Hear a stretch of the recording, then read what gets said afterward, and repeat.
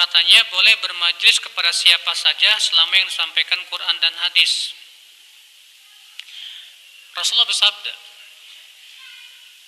mensifati kaum Khawarij. Kata Rasulullah SAW apa Pak? Tentang orang Khawarij, yaqra'una al-Quran. Mereka membaca Al-Quran dan bahkan menghafal Al-Quran. Yaquluna min qawli khairil bariyah. Mereka juga membawakan sabda-sabda Rasulullah SAW. Yamrukuna minad din, tapi mereka melesat dari agama. Kama yamruku sahmu minar rabiyah, seperti melesatnya panah dari buruannya. Ternyata Rasulullah mensifati orang Khawarij itu bawa Quran, bawa hadis. Tapi subhanallah, orang Khawarij Rasulullah sebutkan apa? Melesat dari agama. Yang salah ini Quran atau hadisnya atau apanya yang salah, Pak? Pasti yang salah pemahamannya. Makanya kalau ada orang berkata yang penting ustadz itu bawa Quran dan hadis, belum cukup. Kenapa? Buktinya Rasulullah mengabarkan tentang kaum Khawarij, dia bawa Quran, bawa apa? Hadis. Dan ternyata hasilnya malah melesat dari agama. Aneh. Makanya Rasulullah SAW mengingatkan dalam hadis yang lain tentang pentingnya mengikuti pemahaman siapa? Pemahaman para sahabat, para tabi'in, para tabi'ut tabi'in. Al-Quran juga mengingatkan itu. Dalam surat At-Taubah 100, was-sabiquna al-awwaluna minal muhajirin wal ansar walladzina taba'uuhum biihsan radhiyallahu anhum wa radu'an. Dan orang-orang yang pertama kali masuk Islam dari kalangan muhajirin dan ansar, dan orang-orang yang mengikuti mereka siapa di sini? Muhajirin dan ansar. Allah ridho kepada mereka. Dan mereka pun ridho kepada Allah. Allah ridho kepada muhajirin dan ansar, dan Allah ridho kepada orang yang mengikuti muhajirin dan ansar. Berarti kebalikannya, Allah tidak ridho kepada orang yang tidak mengikuti muhajirin dan ansar. Makanya nggak jamin Pak, orang bawakan Quran dan hadis itu pemahamannya benar, nggak jamin. Bapak tahu nggak, orang liberal pun bawa Quran hadis Bapak.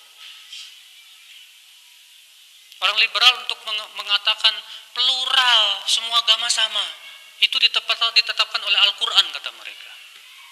Mereka berdalil dengan surat Al-Baqarah 62. Innal ladzina amanu wal ladzina hadu wan nasara wasabiin man amana billah wal yawmil akhir wa amila shalihan falahum ajrum 'inda rabbihim wala khaufun 'alaihim wala hum yahzanun.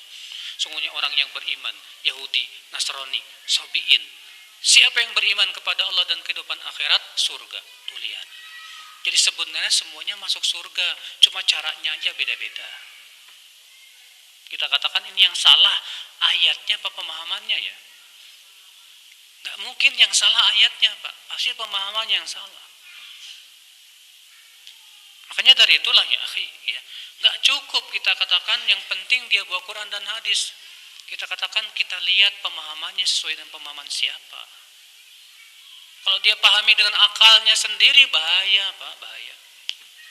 Makanya Umar bin Khattab bertanya kepada Ibnu Abbas, hai Ibnu Abbas, aku merasa heran, kata Umar bin Khattab. Heran apa ya Amirul Mukminin? Ini kita umat Islam ini Qurannya satu, nabinya satu, kiblatnya satu. Tapi kenapa kok bisa pecah belah ya? Apa kata Ibnu Abbas dengan jawaban yang luar biasa? Hai Amirul Mukminin, kita para sahabat belajar bersama duduk di majelis Rasulullah. Kita melihat bagaimana Rasulullah mempraktekkan Quran, bagaimana Rasulullah menafsirkan Quran, dan kita memahami langsung dari Rasulullah SAW. Dan nanti akan ada suatu kaum yang mereka memahami Quran dari pemahaman sendiri.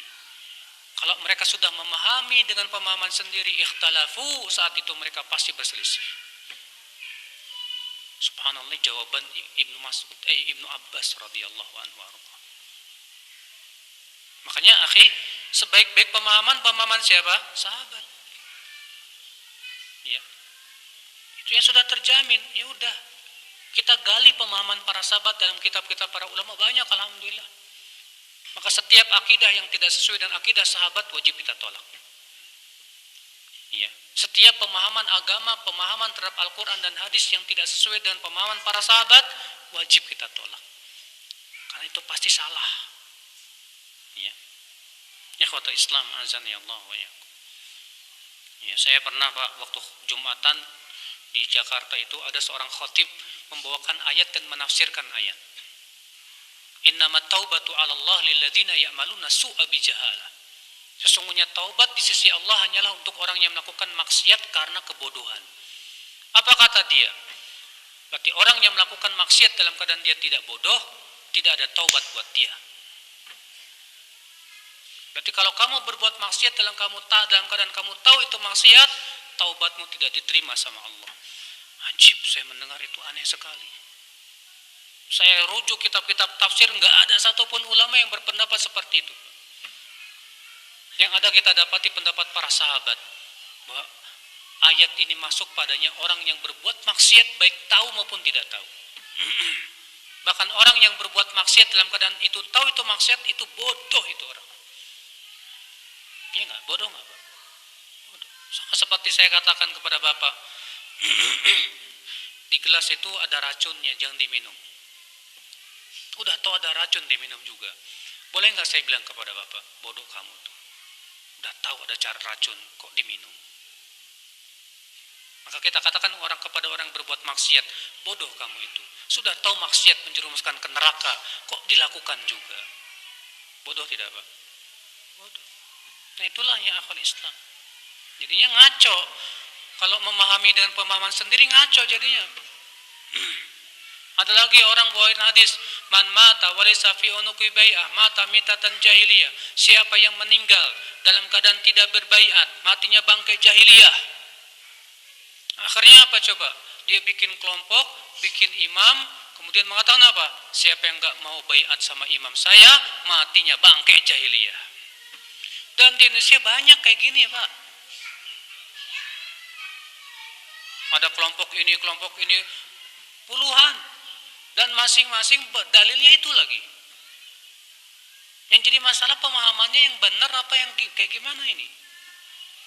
Setelah kita lihat rujuk-rujuk bagaimana praktek para sahabat, para tabi'in dan para ulama, tidak seperti itu. Sebagian Al-Muhanna meriwayatkan bahwa beliau bertanya kepada Imam Ahmad bin Hanbal tentang hadis tersebut. Man mata walaysa alaihi imam.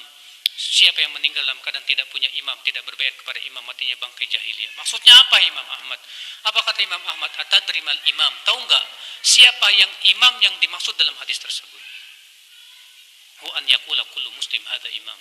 Itu yang diakui oleh setiap muslim itu imam. Bukan hanya satu kelompok tertentu. Ini pemahamannya Pak, yang harus kita luruskan. Makanya sekali lagi ya, nggak cukup hanya sebatas membawakan Quran dan hadis. Sampai kita lihat pemahamannya sesuai nggak dengan pemahaman salafus saleh. Iya.